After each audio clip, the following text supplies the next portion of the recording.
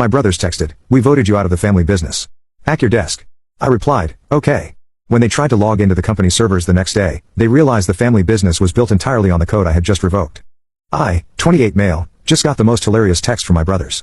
After 5 years of building what they call the family business, they've decided to vote me out. Let me paint you a picture. My brothers Garrett, 35, and Toby, 32, started a logistics consulting firm back in 2019. I put that in quotes because what they actually had was a fancy name, business cards, and exactly 0 clients. They were hemorrhaging dad's money faster than a casino ATM. 6 months into their venture, they came crawling to me. I was fresh out of college with a computer science degree, working remotely for a decent tech company. They needed someone to handle the website. What they actually needed was someone to build an entire automated system from scratch because they were drowning in manual processes they didn't understand. I agreed to help family, right? Built them a client portal, automated their inventory tracking, created algorithms for route optimization, integrated payment processing, customer management, the works. Took me 8 months of nights and weekends. They paid me in pizza and promises of equity when we make it big. Here's the thing. I never transferred ownership of the code. It's all licensed to the company through my personal LLC, which I created specifically for this purpose. The agreement was I maintain ownership of the intellectual property and license it to them. They signed the papers without reading them because we're family. Why would we need to read contracts? Fast forward 5 years. The business is thriving. We're pulling in about $2.8 million annually. My systems handle everything. Garrett and Toby basically just schmooze clients and collect checks. They hired 2 employees to handle customer service. I still maintain and update everything, taking a 20% cut as the tech partner. Last week, Garrett's wife, Mallory, started working as operations director, a made-up position where she reorganizes the already organized filing system and makes everyone use new fonts and emails.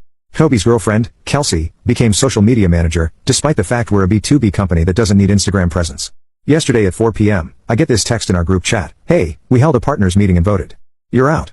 The business needs to evolve beyond just tech stuff. Pack your desk by Friday. We'll mail you your last check. Thanks for everything." I replied, "Okay." Then I did what any reasonable person would do. I logged into my AWS account and revoked the license key for their software effective immediately. All of it. The client portal, the routing system, the inventory management, the payment processing, everything. It all shows a simple message now, license expired. Please contact your software administrator. Garrett called me at 4:17 p.m. 12 missed calls by 4:30. I didn't answer. Bras are losing their minds and it's honestly better than Netflix. So, after I revoked the licenses, chaos erupted exactly as you'd expect. Their biggest client had a shipment worth $400,000 scheduled for the next morning.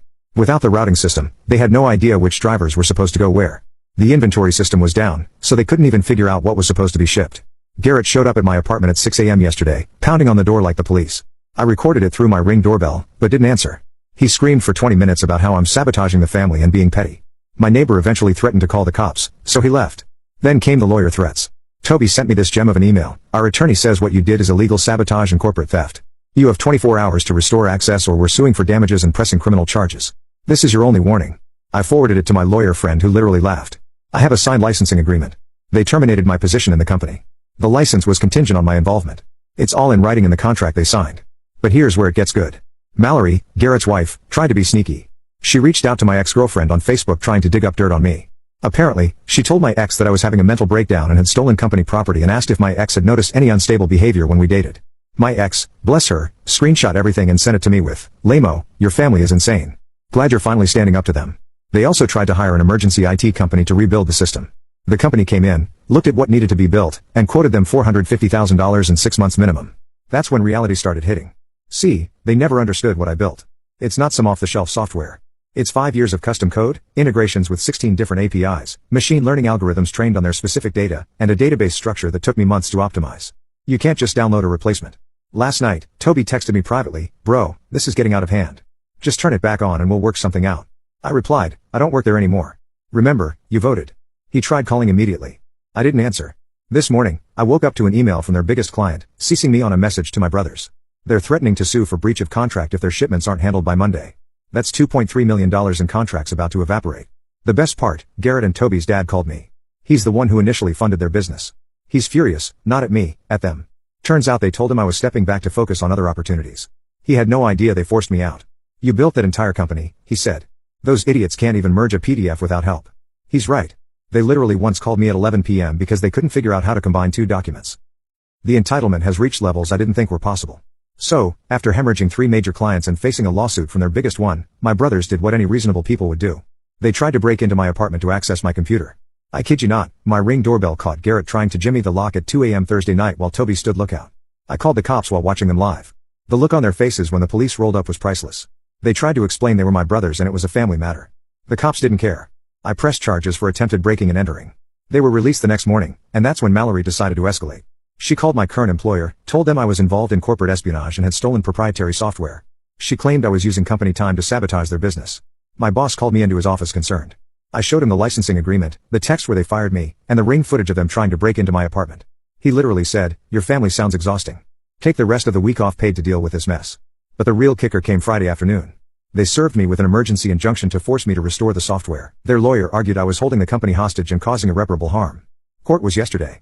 I brought my lawyer, all the documentation, and a detailed breakdown of the licensing agreement. Their lawyer argued that since it was a family business, normal contracts shouldn't apply. The judge actually asked him, "Are you seriously arguing that family members don't need to honor legal agreements?" When my lawyer presented the evidence, the signed agreement, proof they read and understood it, emails discussing the terms, and the text formally terminating my involvement, the judge looked annoyed. Not at me, at them. But here's the beautiful part. My lawyer then countersued. Breach of contract, they owe me 3 months of payments, they've been delayed on $73,000, defamation, Mallory's calls to my employer, and attempted breaking and entering, the criminal charges. The judge denied their injunction and fast-tracked our countersuit. He literally told them, "You terminated your relationship with the software owner. He has no obligation to continue providing services. This is a consequence of your own actions." Garrett exploded, started yelling about how I'm destroying the family business and being vindictive. The judge threatened him with contempt. After court, Toby's girlfriend, Kelsey, approached me in the parking lot, tried to play the sympathy card. "You know, I just had my wisdom teeth out and can't work my other job. I need this income. Can't you just help them for my sake?" I said, "Maybe you should have thought about that before your boyfriend voted me out." She called me heartless. I reminded her that she makes $60K a year to post 3 Instagram photos a week for a company that doesn't need social media. This morning, I got a call from a competitor. Word's gotten out that my brother's company is imploding. They want to hire me to build them a similar system. Offered me $200,000 salary plus equity. I'm thinking about it. Meanwhile, my brothers are manually trying to fulfill orders with Excel spreadsheets and WhatsApp groups. They've lost 6 more clients. Their employees quit because they haven't been able to process payroll without the system. Dad called again. He's pulling his funding. I gave them $500 to start the company. You made it worth something. They destroyed it in a week. It's over.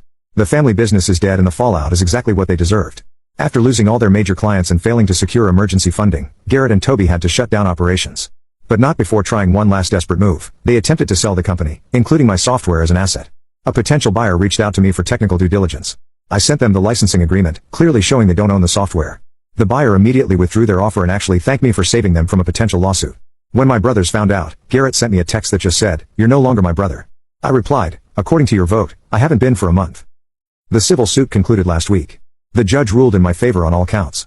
They owe me $73K in unpaid licensing fees, $25K in defamation damages. Mallory's calls to my employer were recorded and submitted as evidence, $15K in legal fees. Criminal charges for attempted B&E are still pending, but their lawyer says they'll likely get probation and fines. But here's the part that made everything worth it. During the final hearing, their lawyer tried one last Hail Mary. He argued that I had built the software in bad faith, knowing they depend on it.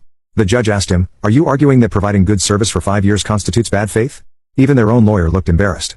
Mallory and Kelsey both tried reaching out to my mom, crying about how they're struggling financially now. Mom, who'd been neutral until she saw the full story, told them, "Maybe next time, don't vote out the person keeping your business running." The competitor I mentioned, I took the job, started 2 weeks ago. The salary is actually $220K after negotiation plus 5% equity. My first project, building a system to absorb all my brother's former clients. We've already signed 4 of them. Garrett and Toby are both job hunting now. Toby applied to my new company, not knowing I work there. My boss asked for my input on his resume.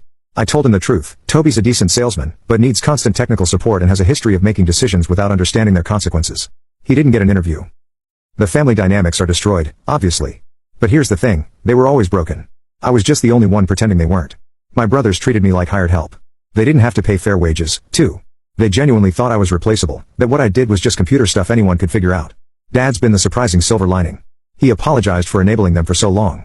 Said watching them destroy in 3 weeks what took me 5 years to build was a wake-up call. He's asked me to help him understand what I actually do. We've had dinner twice, just us talking about technology and business. It's the most real conversation we've had in years. My brothers still maintain this was all my fault. Last I heard through the family grapevine, they're telling people I hacked their company and stole their code. They refuse to acknowledge they voted me out. Garrett even told our cousin I quit without notice to sabotage them. The cousin asked me about it. I sent him the screenshot of the group chat where they voted me out. He hasn't spoken to Garrett since. For those asking if I feel guilty, no. They had 5 years to learn what I was building, to value my contribution, to treat me as an equal partner. Instead, they treated me like the computer guy they could discard once the hard work was done. They made their choice. They faced the consequences. The licensing agreement expires officially in 2 months. They've already stopped paying for it since the company is dissolved. So, it'll just quietly lapse. All that custom code, all those algorithms, all that work, it'll just be mine again, free and clear. I'm thinking about open sourcing parts of it. Let other small businesses benefit from what I built. Turn something my brother saw as just tech stuff into something that helps other entrepreneurs who actually value technical innovation. Moral of the story, always keep ownership of your intellectual property and never, ever underestimate the tech guy. We might just be the ones keeping your entire operation afloat. Edit, yes, I have a new job now. No, I haven't heard from my brothers since the lawsuit concluded. And yes, I sleep perfectly fine at night.